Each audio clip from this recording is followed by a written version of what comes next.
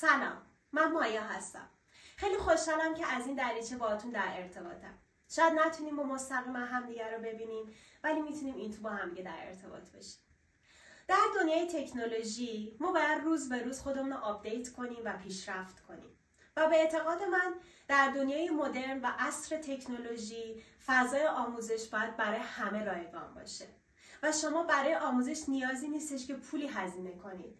تنها هزینه‌ای که شما باید بکنید اون وقتتونه، اون زمانتونه که باید بذارید تا خودتون رو رشد بدین و پیشرفت کنید. این فیلم آموزشی که من براتون درست کردم در جهت رشد و پیشرفت شماست. برای کسانی که علاقه دارن این هنر زیبا رو یاد بگیرن و از این هنر زیبا برای خودشون شغلی داشته باشن و کسب درآمد کنن. حالا شما تنها هزینه‌ای که میتونید بکنید اینه که منو حمایت کنید، به من عشق بدین تا من در ادامه راه با عشق و انرژی بیشتر بتونم براتون فیلم آموزشی درست کنم و در اختیارتون قرار بدم.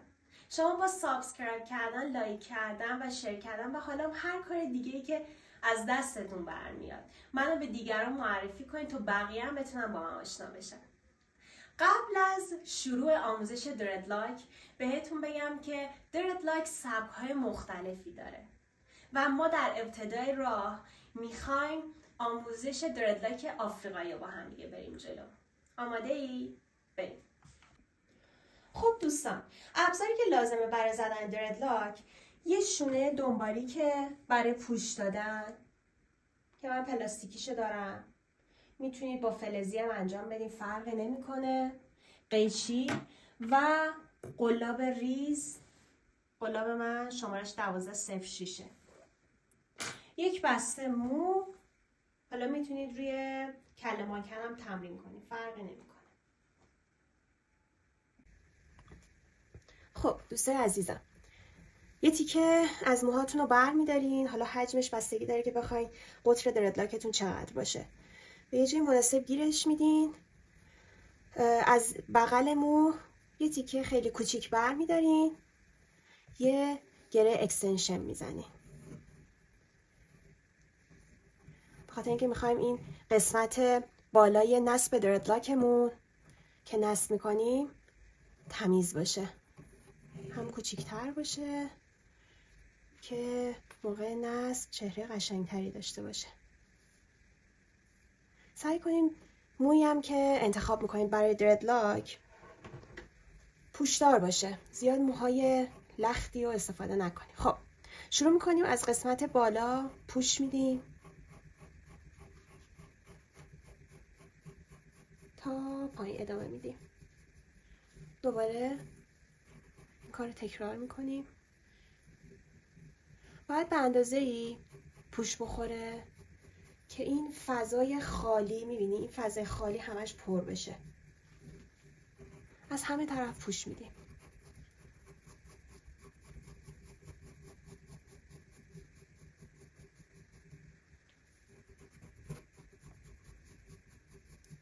زیاد هم نباید پوش بدیم که خیلی هم نمیخوایم موها بره تو هم و سفت بشه. خب الان دیگه به نظر من عالیه. دوباره یه پوش دیگه میدم، چک آخر که توی این موها پرشه. خب حالا قلابمون رو برمیداریم از بالای کار. ببین من قلاب چجوری دستم میگیرم، هم میتونید اینطوری دستتون بگیرید، هم میتونید اینطوری دستتون بگیرید، فرقی نمیکنه. قلابو میکنم داخل موها، مو میکشم بیرون. موها رو که میکشم بیرون زیادم نمیخواد قلاب بزنم. با دست چپم موها رو میگیرم میبرم زیر، موها میره بین انگشت شست و اشارم. بعد از داخل این دوتا انگشتم که موها رو گرفتم، موها رو دوباره میکشم بیرون. دوباره با دست چپم موها رو جمع میکنم، قلاب میزنم. دوباره این کار رو تکرار میکنیم. خیلی هم نباید قلاب بزنیم میگم، چون دردلاک خیلی سفت میشه. دوباره میایم پایین تر، هم کار رو تکرار میکنیم. دوباره از همین قسمت بالاتریش هم میگیریم بیرون، چون میخوایم همش با هم یک دست بشه. میبینید من از همه طرف این موها رو دارم میکشم بیرون. با دست چپتونم راحت فرم میدین. دوباره با دست چپ موها رو میگیرم بین دوتا انگشتم، قلاب رو میبرم داخل، موها رو میکشم بیرون، برش میگردونم حالا اینوری.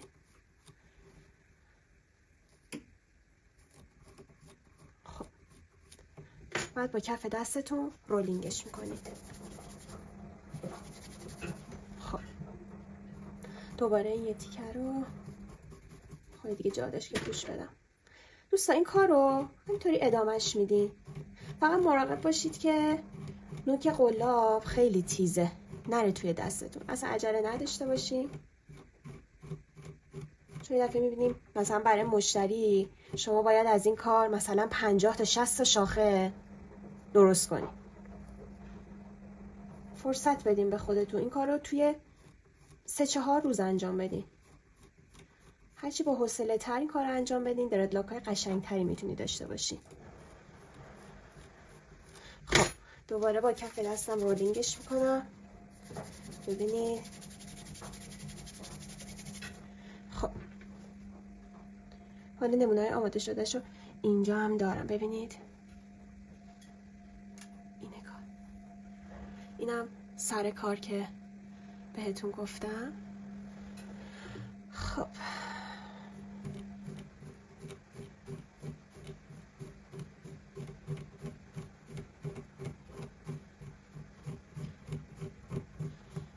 ببینید هم مثلا اینطوری من قلاب بگیرم دستم. دوباره موها رو میاریم همه رو جمع میکنیم به سمت پایین. دوباره قلاب رو میبریم داخل. ببینید قلاب رو میبرم داخل میارم بالا. دوباره میچرخونمش از همه طرف. با دست چپتون شما فرم میدید. دردلاک رو میتونید بچرخونید از همه طرف قلاب بزنید، موها رو هی جمع کنید. دوباره جایش که نیاز باشه دوباره پوش میدیم.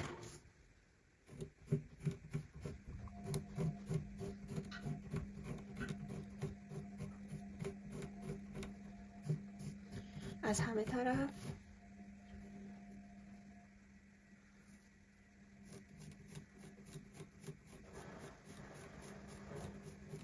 بچه شما حداقل باید 10 تا 20 تا دردلاک درست کنید تا دستتون بیاد.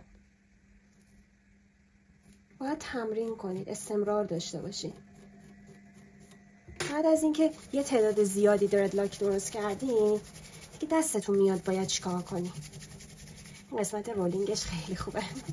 به مشتریتون هم حتما باید بگید که دردلاکاشو تا جایی که میتونه هر روز رولینگ کنه، بعد از حمام حتما رولینگ کنه تا بتونه دردلاک های تمیزی همیشه داشته باشه. ببین نگاه میکنم جاهایش که خالیه و اینکه میخوام همش با هم یه دست باشه قلاب میزنم، موها رو میکشم بیرون، با دست چپم میدم پشت موها رو، دوباره با دست راستم اینا رو میکشم بیرون، میچرخونم.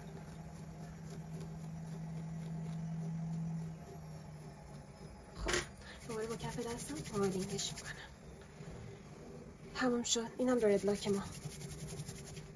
خب حالا با قیچی شما دور دردلاک رو تمیز میکنید. میتونید تافتم بزنید، میتونید کلا تافت بزنید با تافت رولینگ کنید، یا میتونید با موزه، با ماشین موزه هم میتونید موها رو بگیرید، فرقی نمیکنه. دوباره که قیچی کردین ادامه کارم تهش یه قیچی میزنید و دوباره یک رولینگ. خواستین میتونید دیزاینش هم بکنید و تمام.